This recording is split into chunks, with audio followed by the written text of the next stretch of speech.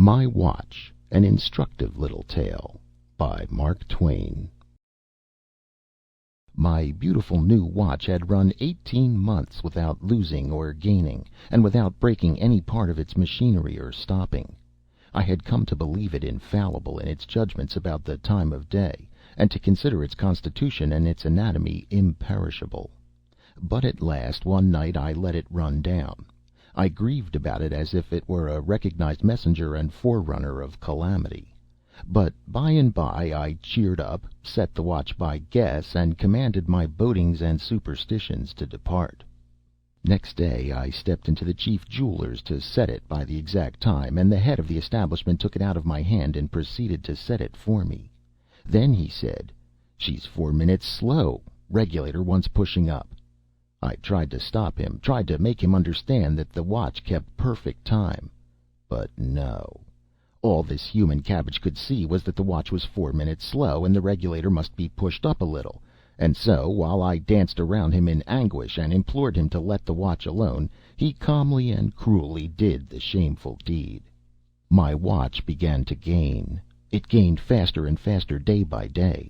Within the week it sickened to a raging fever, and its pulse went up to 150 in the shade. At the end of 2 months it had left all the timepieces of the town far in the rear, and was a fraction over 13 days ahead of the almanac. It was away into November, enjoying the snow while the October leaves were still turning. It hurried up house rent, bills payable, and such things in such a ruinous way that I could not abide it. I took it to the watchmaker to be regulated. He asked me if I had ever had it repaired. I said no, it had never needed any repairing.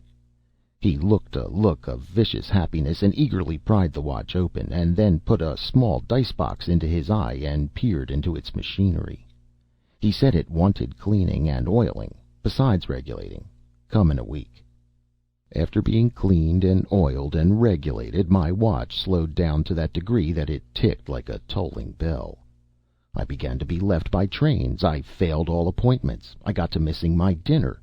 My watch strung out 3 days' grace to 4 and let me go to protest. I gradually drifted back into yesterday, then day before, then into last week, and by the comprehension came upon me that all solitary and alone I was lingering along in a week before last, and the world was out of sight. I seemed to detect in myself a sort of sneaking fellow feeling for the mummy in the museum, and a desire to swap news with him. I went to a watchmaker again. He took the watch all to pieces while I waited, and then said the barrel was swelled. He said he could reduce it in 3 days. After this the watch averaged well, but nothing more. For half a day it would go like the very mischief, and keep up such a barking and wheezing and whooping and sneezing and snorting that I could not hear myself think for the disturbance. And as long as it held out, there was not a watch in the land that stood any chance against it. But the rest of the day it would keep on slowing down and fooling along, until all the clocks it had left behind caught up again. So at last, at the end of 24 hours, it would trot up to the judge's stand all right, and just in time. It would show a fair and square average, and no man could say it had done more or less than its duty. But a correct average is only a mild virtue in a watch, and I took this instrument to another watchmaker. He said the king bolt was broken. I said I was glad it was nothing more serious. To tell the plain truth, I had no idea what the king bolt was, but I did not choose to appear ignorant to a stranger. He repaired the king bolt, but what the watch gained in one way it lost in another. It would run a while, and then stop a while, and then run a while again, and so on, using its own discretion about the intervals. And every time it went off it kicked back like a musket. I patted my breast for a few days, but finally took the watch to another watchmaker. He picked it all to pieces, and turned the ruin over and over under his glass, and then he said there appeared to be something the matter with the hair trigger. He fixed it, and gave it a fresh start. It did well now, except that always at 10 minutes to 10 the hands would shut together like a pair of scissors, and from that time forth they would travel together. The oldest man in the world could not make head or tail of the time of day by such a watch, and so I went again to have the thing repaired. This person said that the crystal had got bent, and that the mainspring was not straight. He also remarked that part of the works needed half soling.